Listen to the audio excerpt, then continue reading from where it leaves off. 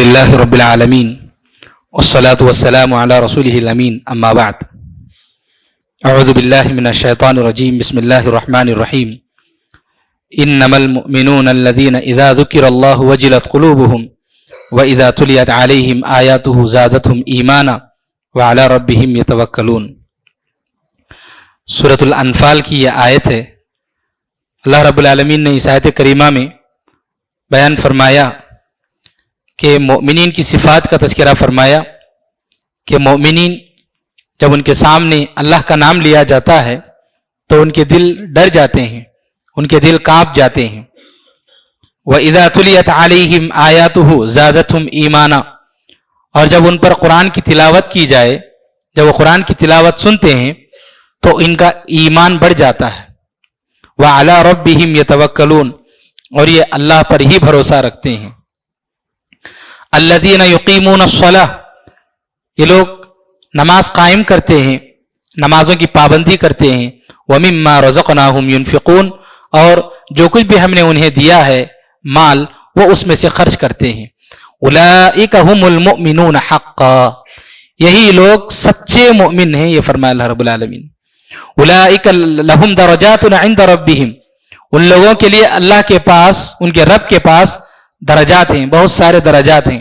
ومغفرہ، اور مغفرت ہے اللہ کے پاس۔ ورزق کریم، اور جو ہے بہت ہی باعزت رزق ہے ان لوگوں کے لیے ان کے رب کے پاس۔ یہ مومنین کی صفات کا اللہ رب العالمین نے یہاں پر تذکرہ فرمایا۔ تو غرض یہ کہ ان میں سے ایک دو تین صفات جو بتلائی گئیں، ویسے نماز، صدقہ و خیرات، زکوٰۃ، ان کا تذکرہ آیا۔ ان میں سے دو صفات جو شروع میں بتلائی گئیں وہ ہے اللہ کا نام جب لیا جائے تو وہ اللہ کا ڈر، یعنی اس سے مراد اللہ کا خوف، اللہ کے ڈر سے جو ہے انسان کا دل کانپ جائے، یہ بتلایا گیا۔ اور اس کے بعد یہ بتلایا گیا کہ قرآن کی تلاوت سنتے ہیں تو ان کا ایمان بڑھ جاتا ہے۔ تو ویسے انسان اگر قرآن کی تلاوت سنے، گرچہ اس کا معنی نہ سمجھے، اس کے باوجود بھی اس کے جسم پر ایک جو ہے خشیت طاری ہو جاتی ہے اللہ کے ڈر سے، یا وہ اللہ قرآن کی عظمت سے۔ قرآن سنتے ہی جو ہے اس پر جو ہے ایک قسم کی جو ہے قطع اور یہ اس کی خشیت جو ہے عظمت جو ہے اس کے دل میں بڑھ جاتی ہے اور ایمان بڑھ جاتا ہے۔ اور اگر انسان قرآن کو اگر سمجھ کر پڑھتا ہے یا جب سنتا ہے تو اس کو سمجھتا ہے تو پھر اس کے اندر انسان کو جو حلاوت محسوس ہوتی ہے، جو اس کو جو مزہ آتا ہے قرآن سننے کا یا پڑھنے کا، وہ ایک الگ ہی مزہ ہے۔ اس کے لیے اگر ہم قرآن کو سمجھنے کی کوشش کریں، عربی زبان کو سمجھنے کی کوشش کریں، عربی زبان کو پڑھنے کی کوشش کریں، تو پھر اس کے بعد قرآن کو سمجھنے میں جو مزہ آتا ہے انسان کو، چاہے نماز میں انسان پڑھے، نماز میں سنے، یا ایسے ہی تنہائی میں بیٹھ کر پڑھے یا سنے، اس کے اندر اللہ رب العالمین نے ایک بڑی میٹھی جو ہے، یہ اللہ رب العالمین نے یہ جو قرآن نازل کیا عربی زبان میں ایسے ہی نازل نہیں کیا، بڑی میٹھی اور پیاری زبان ہے عربی زبان۔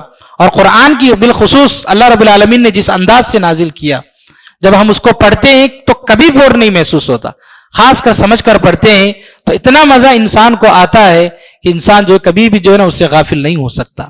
اس لیے سمجھ کر اگر ہم پڑھنے کی کوشش کریں تو اس کا جو ہے اس کی بڑی اہمیت ہوگی اور اس کی فضیلت ہوگی۔ اس کے بعد اس سورت میں، سورۃ الانفال میں غزوہ بدر کا تذکرہ آیا۔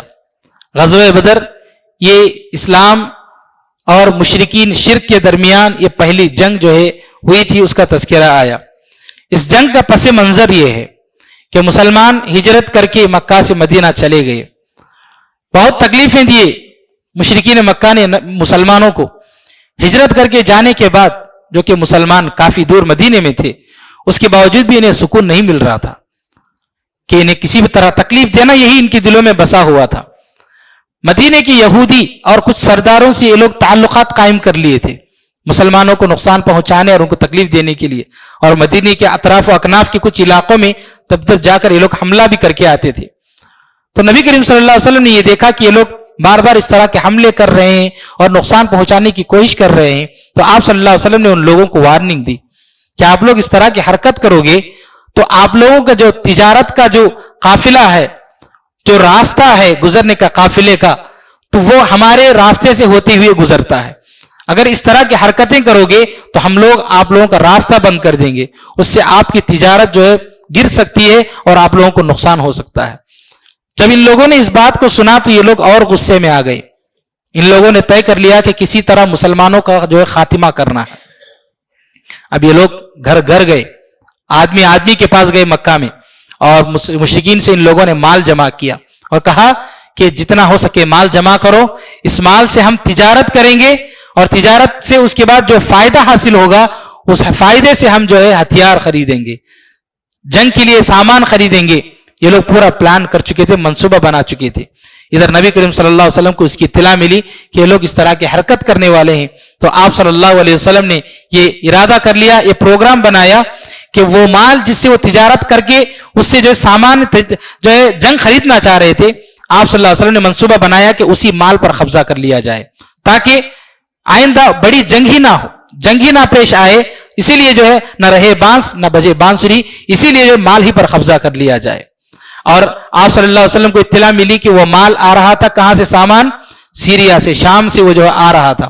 تو آپ صلی اللہ علیہ وسلم صحابہ کے ساتھ نکلے اس قافلے پر حملہ کرنے کے لیے، اس قافلے کو روکنے کے لیے۔ ادھر سے مشرکین کو اطلاع ملی کہ اس طرح سے مسلمان ان کے سامان پر جو ہے حملہ کرنے والے ہیں، تو وہ لوگ بھی پوری تیاری کر کے نکلے۔ جب آپ صلی اللہ علیہ وسلم اس جگہ پر پہنچے اور مشرکین بھی وہاں پر پہنچے تو اللہ رب العالمین کا کچھ اور ہی ارادہ تھا۔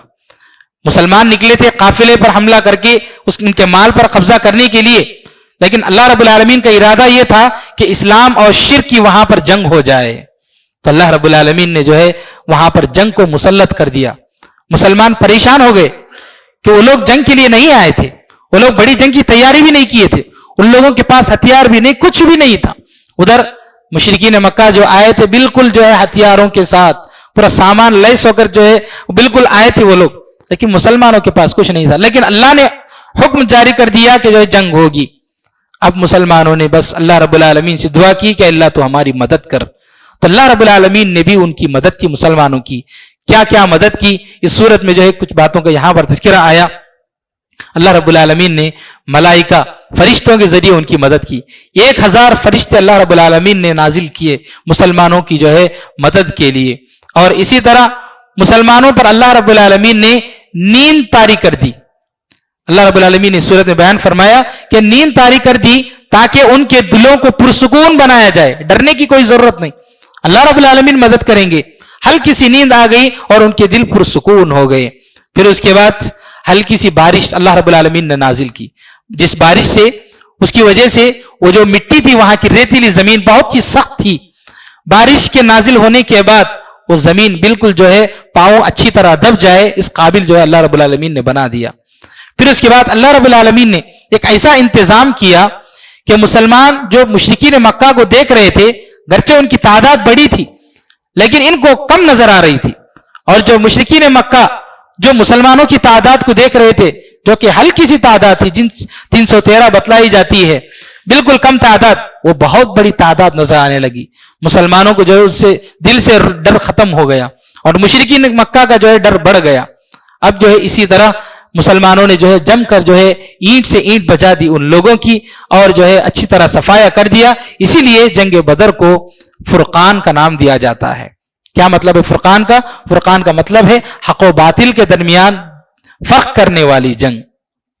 تو اس طرح سے غزوہ بدر کا جو ہے معاملہ پیش آیا، اس کا اللہ رب العالمین نے جو ہے اس صورت میں تذکرہ فرمایا۔ مشرکین میں سے کچھ لوگ تھے جو عذاب چاہتے تھے اللہ کی جانب سے۔ ابو جہل دعا کرتا تھا اللہ سے، اے اللہ اگر محمد اور قرآن سچے ہیں تو ہم پر پتھروں کی بارش برسا۔ سبحان اللہ، اس طرح کی دعائیں کیا کرتا تھا ابو جہل۔ تو اللہ رب العالمین نے پتھروں کی بارش نہیں برسائی۔ اب وہ لوگ یہ سمجھ گئے کہ ہم سچے ہیں، کہ محمد اور قرآن جو ہے جھوٹے ہیں، وہ یہ سمجھ لیا کیونکہ اللہ کا عذاب نازل نہیں ہوا۔ اللہ رب العالمین نے قرآن مجید میں اس صورت میں آیت نازل کی، وَمَا كَانَ اللَّهُ لِيُعَذِّبَهُمْ وَأَنْتَ فِيهِمْ وَمَا كَانَ اللَّهُ مُعَذِّبَهُمْ وَهُمْ يَسْتَغْفِرُونَ کہ اے نبی جب تک آپ ان لوگوں کے درمیان ہیں، جب تک نبی کسی قوم کے درمیان ہوتے ہیں، اللہ کا عذاب اس قوم پر نازل نہیں ہوتا ہے، اور جب تک اس قوم میں اللہ رب العالمین سے مغفرت طلب کرنے والے لوگ ہوتے ہیں، اللہ رب العالمین ان لوگوں پر عذاب نازل نہیں کرتا۔ یہ دو اصول جو اس آیت میں بتلائے گئے۔ تو اللہ کے نبی صلی اللہ علیہ وسلم مکہ میں تھے، اس لیے جو ان لوگوں پر عذاب نازل نہیں ہوا، گرچہ وہ لوگ عذاب مانگ رہے تھے، لیکن جب انہوں نے مکہ سے نبی کریم صلی اللہ علیہ وسلم کو باہر نکال دیا تو اس کے بعد ان لوگوں میں مغفرت طلب کرنے والا بھی کوئی نہیں تھا، تو اللہ رب العالمین نے عذاب کی شکل میں ان لوگوں کو بدر میں سبق سکھایا، غزوہ بدر میں۔ تو ان لوگوں کی جو ہے زبردست وہاں پر جو ہے ہار ہوئی، شکست ہوئی، یہ اللہ رب العالمین نے جو ہے ان کو عذاب کی شکل میں بتلا دیا۔ اور بدر میں، غزوہ بدر میں جو ہے شیطان نے ایک بڑا رول جو ہے پلے کیا وہاں پر۔ کیا کیا اس نے؟ مشرکین مکہ جو ابھی مکہ سے نکلنے ہی والے تھے جنگ کے لیے، تو نکلنے سے پہلے مشرکین مکہ یہ سوچ رہے تھے کہ ان کا ایک دشمن تھا، ایک قافلہ، وہ دشمن کے بارے میں سوچ رہے تھے کہ جیسے کہ ہم مکہ چھوڑ کر جائیں گے جنگ کے لیے، کہیں یہ قافلہ آ کر مکے پر حملہ نہ کر دے اور ہمارے گھروں پر حملہ نہ کر دے، اس ڈر سے یہ لوگ جو ہے نکلنے سے جو ہے کترا رہے تھے۔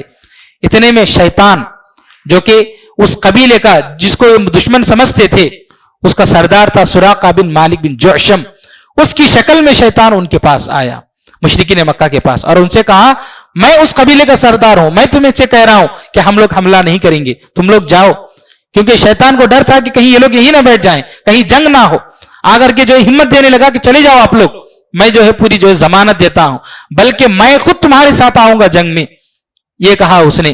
اللہ رب العالمین نے اسی کا تذکرہ فرمایا یہاں پر، وَإِذْ زَيَّنَ لَهُمُ الشَّيْطَانُ أَعْمَالَهُمْ، شیطان نے ان کے عمل کو، اس جنگ کو، اسلام کے خلاف لڑنے کے لیے خوبصورت بنا دیا۔ وَقَالَ لَا غَالِبَ لَكُمُ الْيَوْمَ مِنَ النَّاسِ، اس نے کہا آج تم پر کوئی غالب نہیں آ سکتا، آج تم ہی جیتنے والے ہو۔ لیکن جب شیطان نے غزوہ بدر میں دیکھا کہ فرشتے نازل ہو چکے ہیں تو یہ ڈر گیا، اور اس نے کہا انی بریء منک، میں جو ہے اس سے برات کا اظہار کرتا ہوں، میں تمہارے ساتھ شامل نہیں ہوں، انی اخاف اللہ، میں اللہ سے ڈرتا ہوں، یہ کہہ کر شیطان وہاں سے بھاگ گیا۔ تو شیطان نے اس طرح سے جو ہے دشمنوں کو، مشرکین مکہ کو بھڑکایا کہ آپ لوگ جاؤ اور جنگ کرو، اس طرح کی حرکتیں جو ہے شیطان نے کی۔ اس کے بعد سورۃ توبہ شروع ہوتی ہے۔ سورۃ توبہ میں یہ جو سورت نازل ہوئی، غزوہ تبوک ایک جنگ ہوئی، تو اس دوران یہ سورت نازل ہوئی۔ غزوہ تبوک جو ہوئی وہ یہ کہ اسلام، مسلمانوں نے، نبی کریم صلی اللہ علیہ وسلم نے جب مکہ فتح کر لیا، پھر اس کے بعد جزیرہ عرب کے کئی ممالک پر جو ہے اسلام کی فتح حاصل ہوئی، تو آزو بازو کے بہت سارے ممالک میں جو ہے لوگوں کو پریشانی شروع ہو گئی کہ کہیں مسلمانوں کی جیت ہمارے علاقے میں نہ آ جائے۔ تو اس لیے اس زمانے میں سب سے بڑی دنیا کی جو سپر پاور جو طاقت تھی وہ روم کی تھی۔ تو روم کے لوگوں نے یہ طے کر لیا کہ ہمیں مسلمانوں پر حملہ کرنا ہے، انہیں قتل کرنا ہے اور انہیں ختم کر دینا ہے۔ یہ نبی کریم صلی اللہ علیہ وسلم کو اس کی اطلاع ملی، تو آپ صلی اللہ علیہ وسلم نے ان کے آنے سے پہلے ہی 30,000 کا لشکر آپ صلی اللہ علیہ وسلم لے کر تبوک نامی علاقے پر پہنچ گئے، اور وہاں پر جو ہے آپ صلی اللہ علیہ وسلم 20 دن قیام کیا آپ صلی اللہ علیہ وسلم نے صحابہ کرام کے ساتھ۔ جب روم کے لوگوں کو پتا چلا کہ مسلمان بہت پہلے سے آ کے بیٹھے ہوئے ہیں، جن کی تعداد بالکل کم تھی 30,000 اور ان کی تعداد لاکھوں میں تھی، لیکن اس کے باوجود ان کی دلوں میں ڈر بیٹھ گیا کہ دیکھو ان کی ہمت، ہم سے پہلے آ کے بیٹھ گئے ہیں یہ لوگ جنگ کرنے کے لیے، تو اس وجہ سے وہ لوگ آئے ہی نہیں اور ڈر کر کے خاموش ہو گئے۔ تو اس سفر کے دوران جو مسلمان تبوک جا رہے تھے اور پھر جب واپس آ رہے تھے، جنگ نہیں ہوئی، تو اس دوران اس سورت کی جو ہے اکثر آیتیں نازل ہوئی۔ اس سورت میں اللہ رب العالمین نے اس سورت میں ایک بڑی بات بتلائی ہے، وہ یہ کہ ایک مسلمان کو اللہ رب العالمین سے سب سے زیادہ محبت کرنا ہے۔ اللہ نے فرمایا قل ان کان آباؤکم، کہ اگر تمہارے باپ، و ابناؤکم، اور تمہارے بیٹے، و ازواجکم، اور تمہاری بیویاں، و اموال اقترفتموہا، اور و عشیرتکم، اور تمہارے رشتہ دار، و اموال اقترفتموہا، اور وہ مال جس نے تم نے جمع کیا، و تجارت تخشون کسادہا، اور وہ تجارت جس کے نقصان ہونے کا آپ کو ڈر ہے، ومساکن ترضونہا، اور وہ گھر جس میں تم رہتے ہو۔ یہ ساری چیزیں اللہ رب العالمین نے پہلے بیان کی، پھر فرمایا احب الیکم من اللہ ورسولہ، اگر یہ ساری چیزیں آپ کو اللہ اور اس کے رسول سے زیادہ پسند ہیں، وجہاد فی سبیلہ، اور اللہ کی راہ میں محنت کرنے سے زیادہ آپ کو پسند ہیں، تو پھر فرمایا فتربصوا، پھر انتظار کرو آپ لوگ کس بات کا، حتی یأتی اللہ بامری، یہاں تک کہ اللہ کا حکم آ جائے۔ یعنی ایسی قوم پر اللہ کا عذاب نازل ہوگا۔ اگر دنیا میں ہمارے دلوں میں اللہ اور اس کے رسول سے، اسلام سے زیادہ اگر محبت ان ساری چیزوں کی بیٹھ جائے، باپ دادا کی، بیٹوں کی، مال کی، تجارت کی، گھروں کی، رشتہ داروں کی، تو پھر اللہ رب العالمین کی مدد ہمیں کیسے نصیب ہوگی؟ تو سب سے زیادہ ہمارے دلوں میں جو محبت بیٹھنی ہے وہ اللہ کی اور اس کے رسول صلی اللہ علیہ وسلم کی اور اسلام کی محبت، پھر اس کے بعد بات کی چیزیں ہیں، یہ جو اس آیت میں بتلایا گیا۔ اگر ہمارے دلوں میں اس ساری چیزوں کی اگر محبت بیٹھ جائے تو پھر اللہ کا عذاب مختلف شکلوں میں نازل ہو سکتا ہے۔ یہ آیتیں جو اس آیت میں یہ بتلایا گیا۔ پھر اس کے بعد اس صورت میں ایک آیت میں اللہ رب العالمین نے بیان فرمایا، یریدون ان یطفئوا نور اللہ بافواہہم ویأبی اللہ الا ان یتم نورہ ولو کرہ الکافرون۔ اللہ رب العالمین نے جو اسلام، جو دین دنیا کے لوگوں کو عطا کیا ہے، یہ دین ایسا ہے کہ اس کو کوئی بجھا نہیں سکتا۔ اس دین کو بجھانے کے لیے شروع سے لوگوں نے کوششیں کی، ہزاروں کوششیں ہوئی، لیکن آج تک اس دین کو مٹانے والا، اس روشنی کو مٹانے والا، اس نور کو ختم کرنے والا کوئی نہیں آیا۔ یہ اللہ نے فرمایا یریدون، یہ لوگ چاہتے ہیں، ان یطفئوا نور اللہ بافواہہم، کہ اللہ کے نور کو اپنی منہ سے جو ہے یہ لوگ جو پھونک دیں، مٹا دیں، بند کر دیں، یہ لوگ چاہتے ہیں۔ وَيَأْبَى اللَّهُ إِلَّا أَن يُتِمَّ نُورَهُ وَلَوْ كَرِهَ الْكَافِرُونَ، لیکن یہ لوگ کبھی بھی اس کام کو نہیں کر سکتے، گرچہ یہ لوگ اس سے، اسلام سے چاہے کتنی بھی نفرت یہ لوگ کیوں نہ کر لیں، لیکن اسلام قیامت تک باقی رہے گا، اللہ کا یہ دین قیامت تک باقی رہے گا، دنیا کی کوئی طاقت اس کو نہیں مٹا سکتی۔ اور مسلمانوں کو چاہیے کہ اس عقیدہ اور ایمان کے ساتھ اس پر مضبوط جو ہے اس اللہ کی اس دین کو تھامے رکھیں، تو دنیا کی کوئی طاقت نہ مسلمانوں کو کچھ نقصان پہنچا سکتی ہے، نہ اللہ کے دین کو کوئی مٹا سکتا ہے۔ یہ بات جو ہے اس آیت میں بتلائی گئی۔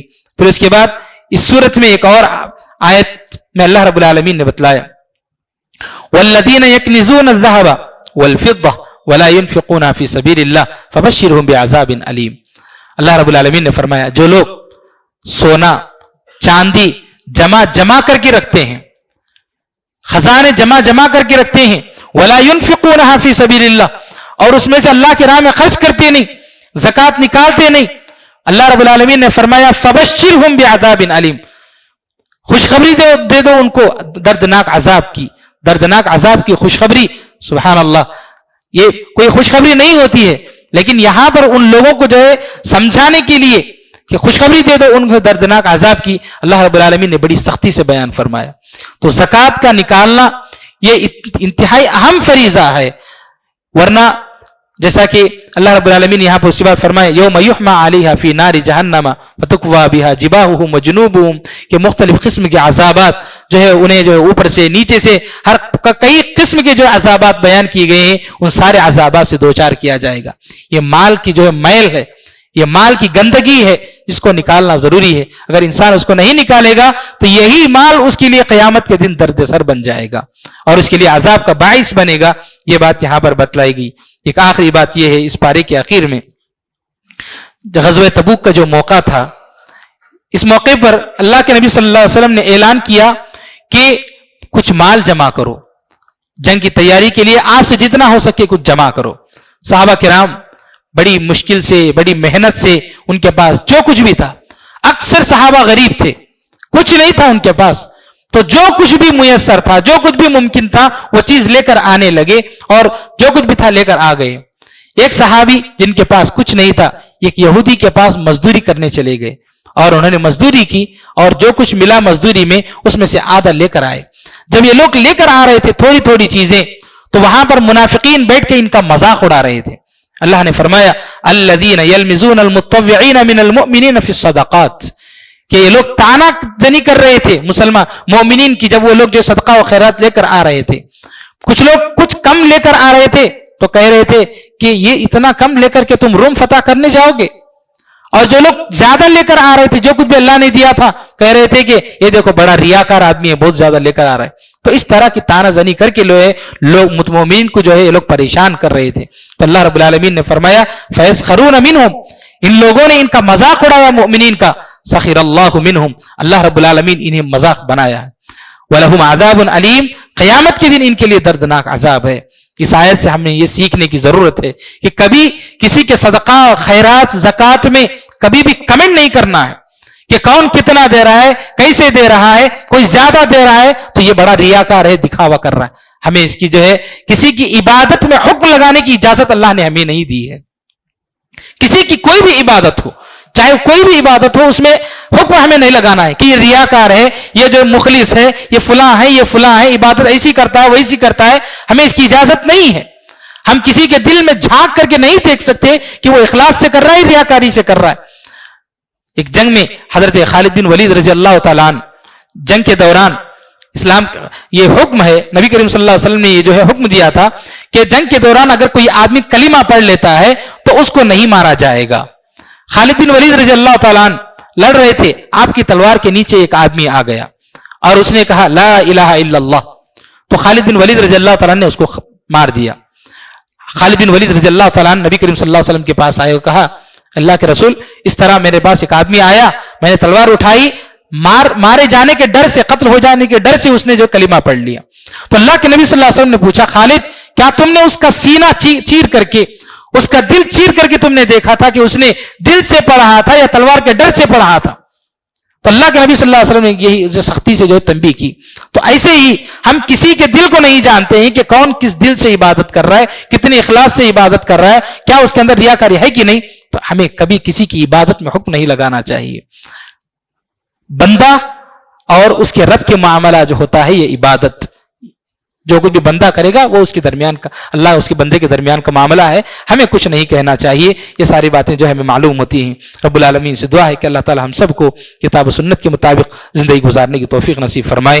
رب العالمین ہماری جو بھی عبادتیں ہیں اللہ ہماری عبادتوں کو قبول فرمائے. رب العالمین ہم اس جو بھی پریشان حال ہیں اللہ سب کی پریشانیوں کو دور فرمائے.